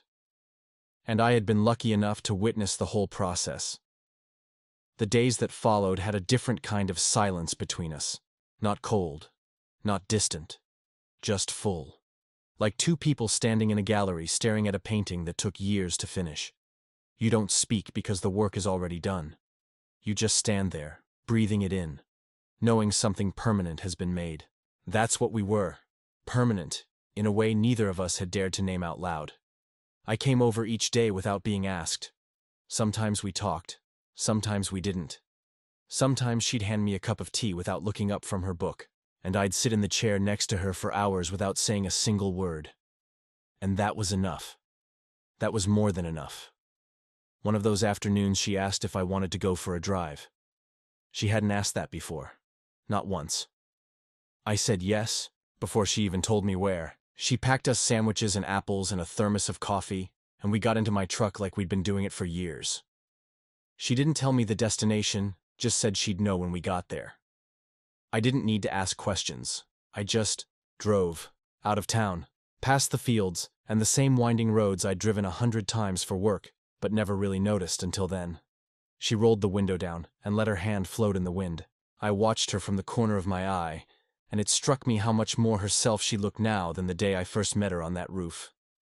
After about an hour, she told me to take a left onto a dirt road, and we followed it until it opened up into a wide clearing surrounded by trees and wild grass. There was no sign, no marker, just a place she knew. She told me this used to be a spot she came to when she needed to think. When she was younger, when life felt heavy, when she needed to remember who she was. She hadn't been there in over a decade. I was afraid it would feel smaller, she said. But it doesn't. If anything, it feels like it waited for me. We laid out a blanket and ate the sandwiches, and she told me stories about summers spent hiking out there alone. About poems she used to write in a leather journal she'd long since lost. About how she used to sit under this exact tree and pretend she could hear the earth breathing. And then she turned to me and asked, "Do you think people really change? Or do we just get better at telling the truth?" I didn't answer right away. Not because I didn't know, but because the question wasn't really about change. It was about her, about who she'd become, and maybe about who we were becoming. I told her I didn't think people changed at their core. I think they uncovered themselves, piece by piece, like peeling back wallpaper that someone else put up. She nodded, eyes still fixed on the horizon, and said, "I feel like I'm finally starting to see the original walls." We sat under that tree for hours. No clock, no rush. Just the rhythm of time that belongs to people who no longer feel like they're wasting it. At one point, she took off her shoes and walked through the grass barefoot. It was something small, something childlike, but I swear I could feel the house inside her shifting again. Walls coming down, light getting in. And I wondered how long she'd kept her soul in storage, waiting for a moment like this. On the drive home, she was quiet. Not heavy. Just full again. The kind of quiet that makes you want to hold her hand, but not for comfort. Just to mark the moment. But I didn't reach for it. I let her keep her thoughts, knowing that whatever was settling inside her needed time.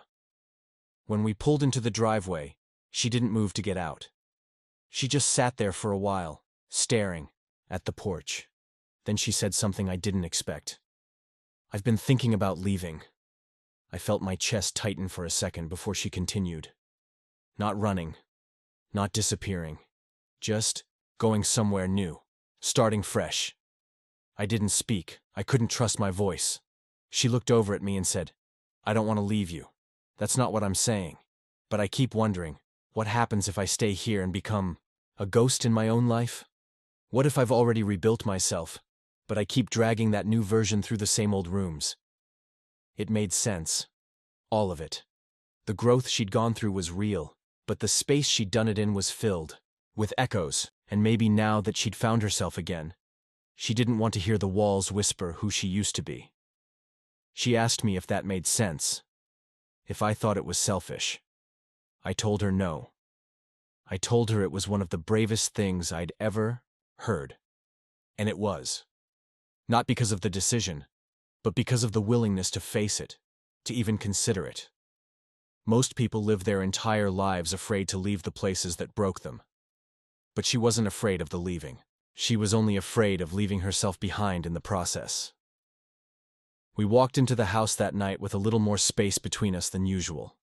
Not distance, just space. She poured us both a drink and we sat in the living room, each of us holding a glass like a compass we didn't quite know how to read yet. I asked her if she knew where she'd go. She said no, she hadn't gotten that far.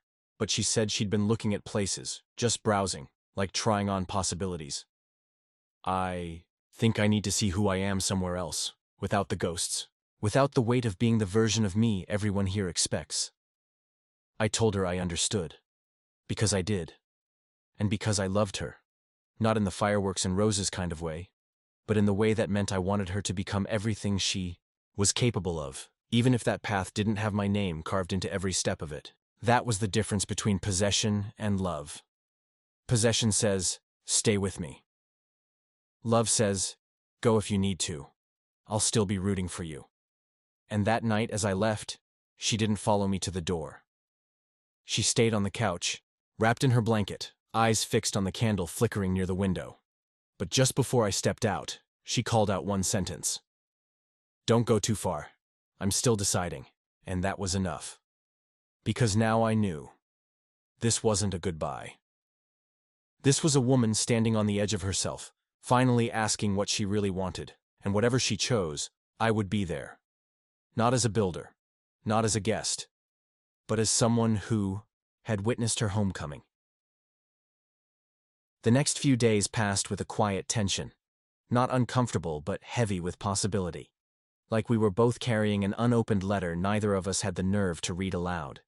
She didn't bring up the idea of leaving again, and I didn't ask. But it was there, under the surface, humming like electricity behind the walls. I could feel it when she moved around the kitchen with more purpose, setting down cups a little more deliberately, folding towels with a kind of meditative control. She was trying to feel grounded. Or maybe she was testing herself, seeing if her soul still fit inside the routines that had carried her for so long. I understood that. Deeply. I'd lived in that place before, where everything looks familiar but nothing quite feels like home anymore. I came over like I always did, but I started staying a little longer, as if time itself could hold things still. I started noticing every detail.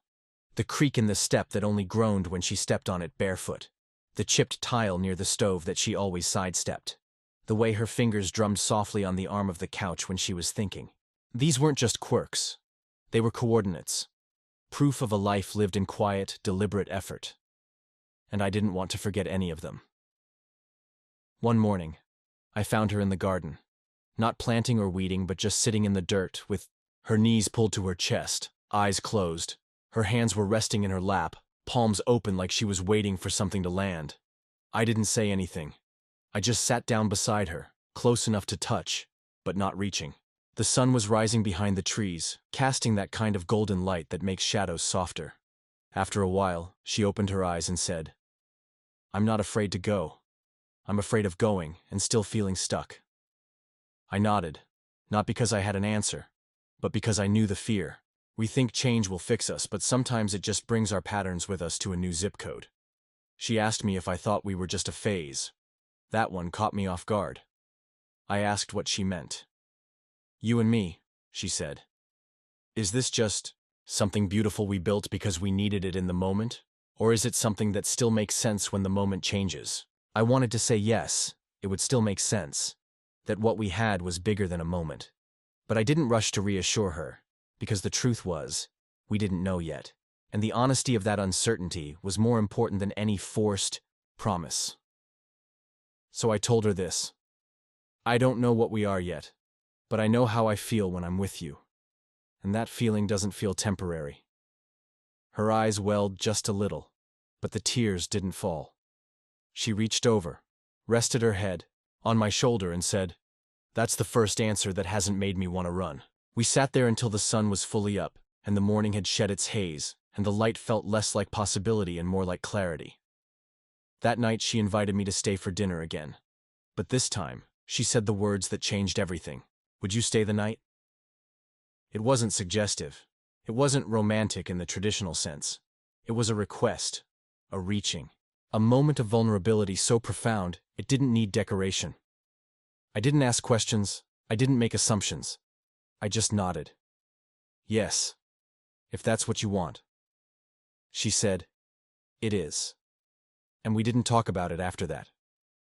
We just moved through the evening together like we had always been sharing space. The music was low. The food was simple. Our movements were easy. And the house felt full in the best way. When it was time for bed, she handed me a spare blanket and said, You can have the couch, but if you want to share the bed, that's okay too.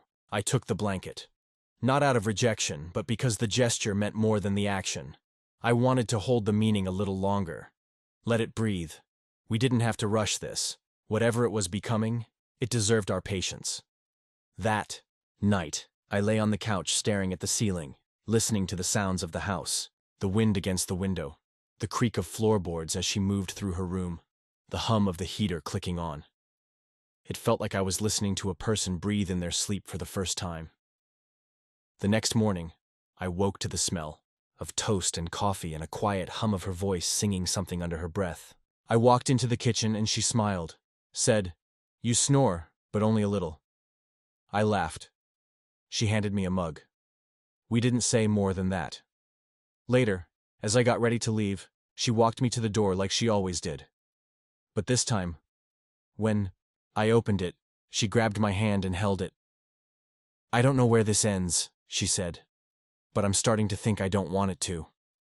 I looked at her, the way the morning sun fell across her face, the way her voice had stopped, trembling when she said things like that, and I said, "Then maybe we don't worry about the end. Maybe we just build it, one day at a time." She didn't reply with words. She just leaned in and kissed my cheek, slow, intentional, steady. And in that moment, everything felt honest. Not finished, but grounded. She closed the door behind me, but this time it didn't feel like a separation. It felt like a beginning, and I drove away with the same thought looping in my mind. Whatever happens next, we're not alone in it anymore. The air had started to change again, the way it always does when a season quietly prepares to leave. The trees hadn't turned yet, but their edges were starting to dull, the green losing its vibrancy like it was exhaling after holding its breath all summer. There was a different kind of stillness in the mornings, too. A hush just beneath the wind that made everything feel like it was holding back, waiting to see what would happen next. That was the same kind of energy I felt in her house lately. Like, even the walls were listening, like even the sunlight had slowed down to watch us figure this out. I hadn't asked again about her leaving, and she hadn't brought it up either. We moved through the days like people who understood that something big was waiting in the distance but hadn't found the right words to walk toward it yet. She still made coffee in the mornings. I still brought in the mail. We still sat on the porch and watched birds land on the railing like they knew they were safe there. But beneath it all, there was a question floating between us, like a low hum that neither of us could ignore anymore. What are we doing with this? Not just the closeness, not just the comfort, but the quiet truth of what we were building. One morning, I came over to find her in the kitchen with a map spread out on the table. It was old, creased at the folds, corners torn, stained with what looked like coffee rings from another lifetime. She had a red pen in her hand and had circled a few places. None of them far, none of them dramatic. A cabin in the mountains, a small town by the coast, a few middle-of-nowhere spots with names I didn't recognize. She didn't look up when I stepped in, just kept tracing her finger along one of the roads as if she was trying to feel something in the paper. I sat across from her and waited. She finally looked up and said, "I've been thinking about taking a week. Just to go. Just to be alone somewhere that doesn't hold my past." I nodded. Not because I wanted her to go, but because I respected the voice in her that was finally speaking without apology. She said she didn't know if it would change anything, and I told her it didn't have to. Maybe it was just about proving she could go.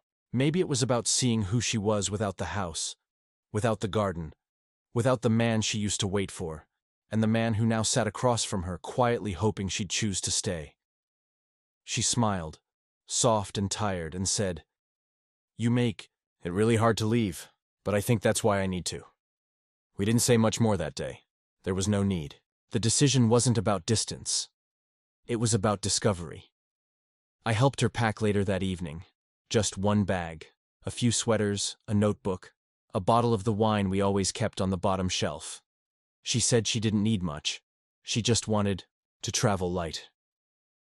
We sat on the floor beside the bag for a long time after that, her knees drawn to her chest, my hand resting over hers. At one point, she looked at me and said, "You're the first person I've wanted to come back to in a long time." I didn't know what to say, so I just held her hand a little tighter and hoped that was enough. She left early the next morning. No ceremony. No dramatic goodbye. Just a kiss on the cheek, a promise to call, and a whisper that she'd be back soon. I watched her drive away from the porch. The truck idled for a second at the end of the driveway, then turned and disappeared into the trees. I stood there long after the sound of the engine had faded. The silence didn't hurt, but it echoed differently now. The house behind me wasn't just hers anymore. It had become a memory I was living inside of, and I didn't know how to carry that for a week without her in it. The next few days moved slow. I went to work. I answered emails. I repaired a fence. But nothing felt the same. The world had been colored in by her presence, and now it was back in black and white. I didn't call her. She didn't call me. That was the agreement. She needed space to listen to her own thoughts without my voice shaping them. And I understood. Because the truth is, real love gives room. It doesn't grip. It doesn't chase. It waits and trusts and breathes. By the fourth night, I was sitting on her porch like I always had, sipping coffee that had gone cold before I could finish it. The sun had dropped low, and the wind had that early fall bite to it again. I was about to go inside when I heard a car in the distance. My heart didn't jump, it steadied. Because somewhere deep in my bones, I already knew it was her. The headlights came around the bend, slow and familiar. She pulled into the driveway like no time had passed at all. She stepped out of the car, looked at me on the porch, and didn't say a word. She just walked over and sat beside me, leaned, her head on my shoulder, and whispered, "I miss the way you make silence feel like home." We didn't talk much that night. She looked different, but not in a way that was easy to explain. There was a calmness to her now, a sense that she had seen something she needed to see. She told me she spent most of the time just walking, reading, and writing things she wasn't sure she'd ever show anyone. "But I remembered how to be with myself," she said. "And I realized something. I don't want to build a life I have to escape from every few months just to feel free." Then she looked at me, eyes steady and clear, and said, "I'm not leaving. I don't want to leave, not this house, not this version of myself, not you." I didn't reply right away. I let the words land, let them find their place inside me. And when I finally spoke, all I could say was, "Then let's build something real." She nodded. And for the first time, I saw her smile without hesitation, without that old grief hiding behind it. That night, I slept in the bed beside her, not as a visitor, not as a temporary comfort, but as something more, something earned, something honest. The kind of love that doesn't demand definition because it's already been proven in 1,000 quiet ways. And as we drifted off to sleep, the window cracked just enough to let in the cool night air. I realized we weren't wondering what this was anymore. We were living it. There was a shift in the days that followed, but it wasn't loud or obvious. It was subtle, like the way morning light enters a room differently once you've rearranged the furniture. The routine stayed mostly the same. Coffee, garden, long walks around the neighborhood, dinner with mismatched plates. But the energy between us had changed. We no longer moved like two people feeling out the edges of something undefined. Now we moved with intention, with comfort. We had settled into something that didn't require explanation. A rhythm that only made sense to us. She would wake before me most mornings and leave the bedroom door cracked, as if to say, "I'm here. No rush." And when I'd finally rise and make my way into the kitchen, I'd always find her halfway through the newspaper or already prepping breakfast, humming to herself, barefoot and warm and without armor. There was no big talk about labels, no dramatic moment of decision. It just became what it was, organic and mutual and real. She had started writing again, little by little, mostly in the afternoons. Sometimes she would read me passages from her notebook, lines about identity and resilience and time and memory. But most of the time, she kept them to herself, letting the act of writing be enough. I respected that. Not everything had to be shared to be sacred. And honestly, the act of witnessing her rediscover her own voice was enough of a gift on its own. One afternoon, she came into the workshop out back where I'd been fixing a broken drawer from the hallway console. She stood in the doorway for a moment, quiet, then asked if I had any plans that weekend. I told her I didn't. She said she wanted to take me somewhere. Somewhere important, she added, and I could hear that seriousness in her tone, the one that only crept in when something was sitting on her chest a little too long. I nodded and told her I'd follow wherever she wanted to go. The next morning, we packed up a thermos of coffee, 2 sandwiches, and a couple of blankets, and got in the truck. She directed us out of town, further than we'd driven together before. The roads narrowed, the trees thickened, and the sky opened, wide the way it only does when you've left behind the noise of daily life. Eventually, we pulled off near an old gravel path. There was no sign, no marker, just memory guiding her now. She led me through a short trail, her hand occasionally brushing mine but never quite grabbing hold. After a few minutes, we reached a clearing. At the center stood an old wooden bench, weather-worn and covered in moss. She looked at it like it was an old friend she hadn't seen in years. "This is where I decided to stay the first time," she said quietly. "Years ago, after he left, when I thought I'd sell the house and disappear." She sat down on the bench and stared out into the trees. "I came here to make a decision, and instead of finding answers, I just sat.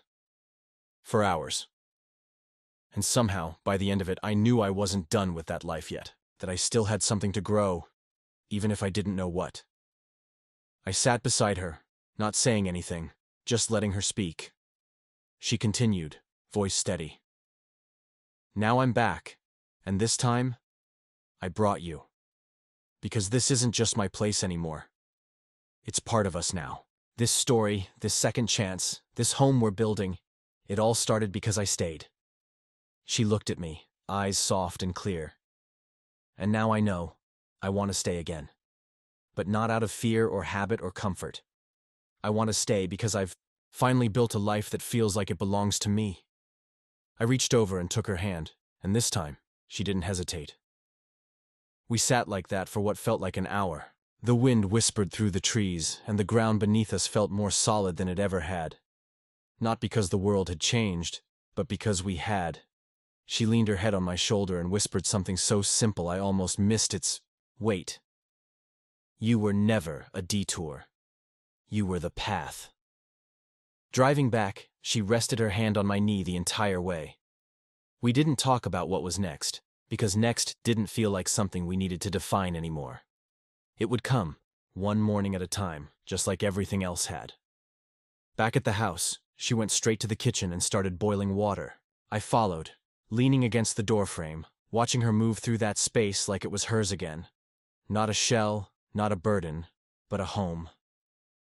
That night, we sat by the fire, wrapped in a blanket, sharing a bottle of wine and slices of peach pie she had picked up from a roadside stand on the way back. The fire cracked softly, and her head found my chest, settling into that familiar curve like it had always belonged there. She asked if I ever thought I'd find something like this, something slow and quiet and healing. I told her I didn't think I even knew it existed until her. She laughed, the kind of laugh that vibrated through my ribs, and said, "Sometimes I wonder if we were supposed to break first. Maybe that's how the light got in." Later, as we cleaned up and moved through the house, I noticed how natural everything had become. The rhythm of coexisting. The way we filled the silence with music and movement and small gestures. It wasn't flashy. It wasn't loud. But it was ours. And as I lay beside her in bed that night, listening to her breathing slow into sleep, I realized something I hadn't admitted to myself yet. I didn't need to know what came next. I didn't need to know if we'd marry or move or stay in that same house for the rest of our lives. I didn't need to chase a perfect ending, because we were already living the best part, the middle. The part where two people choose each other again and again, even after the pain, even after the past, even after all the reasons they once thought love wasn't for them anymore. And as I drifted off, the last thought that anchored me was this. Not every story needs a climax. Some just need room to breathe, to heal, to be witnessed. And we had given each other that. The leaves began to turn by the end of that week, the world around us slowly surrendering to autumn. The trees shifted from deep green to amber and rust. The sky carried a sharper blue, and the morning air started to bite a little more before warming up again by noon. She bought a heavier blanket for the couch. I fixed the back door screen where it had started to fray. The season changed without asking permission, the way seasons always do, and we changed with it. Not in any dramatic sense, but in the way people do when they've stopped waiting for life to begin and realized they're already in the middle of it. Our days found their shape. Some were filled with noise. Guests, errands, burnt toast, laughter so loud it echoed off the kitchen walls. Others were quiet, held together only by shared glances, brushed shoulders, a cup of tea passed wordlessly across the table. But every day felt like a choice now, a sacred one. One morning she stood in the middle of the hallway with wet hair and a towel wrapped around her shoulders and looked at me like she was about to ask something serious.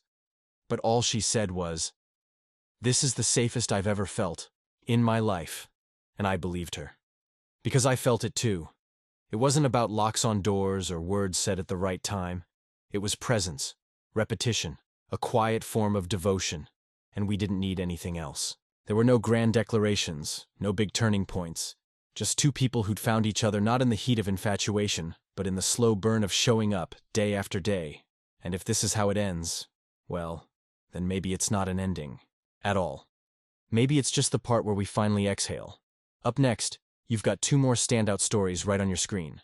If this one hit the mark, you won't want to pass these up. Just click and check them out. And don't forget to subscribe. And turn on the notification bell so you don't miss any upload from us.